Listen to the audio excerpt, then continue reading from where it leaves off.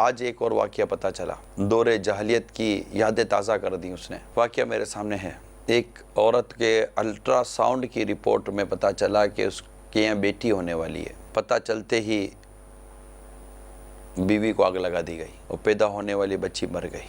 ایک آدمی بجھ جائے کہ یہ کیسا دور آ گیا۔ دور جاہلیت کی یہ ایک ایسی بات تھی جو ہم کتابوں میں پڑھتے تھے اور ہمیں بڑا مطلب کہ وہ خون کھولتا تھا کہ یار یہ کیا کہ بیٹیوں کو زندہ مار دینا، بیٹیوں سے ایسی نفرت، بیٹیوں سے ایسی نفرت، بیٹیوں کو آر سمجھنا، بیٹیوں کو یوں سمجھنا۔ لیکن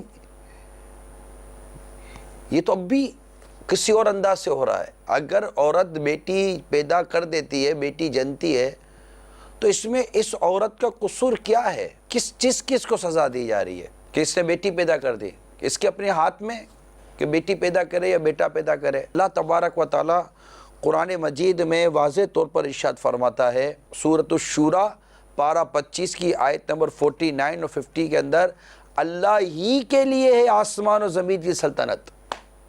اللہ ہی کے لیے ہے آسمان و زمین کی سلطنت، پیدا کرتا ہے جو چاہے، پیدا کرتا ہے جو چاہے، جس سے چاہے بیٹیاں عطا فرمائے، جس سے چاہے بیٹے دے یا دونوں ملا دے، بیٹے اور بیٹیاں یا دونوں ملا دے، بیٹے اور بیٹیاں، اور جس سے چاہے بانجھ کر دے۔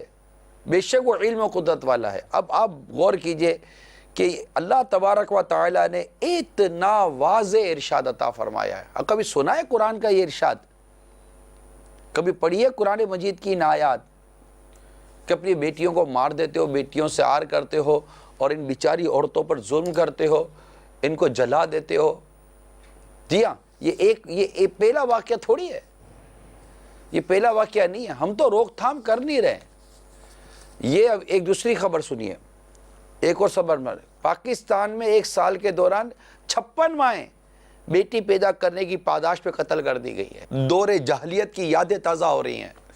اے عاشقان رسول، کچھ کرو، یہ جاہلیت کی آگ بڑھتے بڑھتے نہ جانے کہاں تک پہنچے گی۔ سرکار صلی اللہ تعالیٰ علیہ وآلہ وسلم نے ارشاد فرمایا، جس کے یہاں بیٹی پیدا ہو وہ اسے ایذا نہ دے اور نہ ہی برا جانے اور نہ بیٹے کو بیٹی پر فضیلت دے، تو اللہ تعالیٰ اس شخص کو جنت میں داخل فرمائے گا۔ ایک اور حدیث سنیے، جس شخص پر بیٹیوں کی پرورش کا بوجھ آ پڑے اور وہ ان کے ساتھ حسن سلوک یعنی اچھا برتاؤ کرے، تو یہ بیٹیاں اس کے لیے جہنم سے روک بن جائیں گی۔ بیٹیوں کی پرورش، میٹھے میٹھے اسلامی بھائیوں، برائے کرم ان چیزوں سے بچیے۔ میں مدنی چینل کے ناظرین کو یہ کہہ رہا ہوں، ٹھیک ہے یہ واقعات ہر گھر کے نہیں ہیں، لیکن یہ واقعات ہمارے معاشرے کے ہیں۔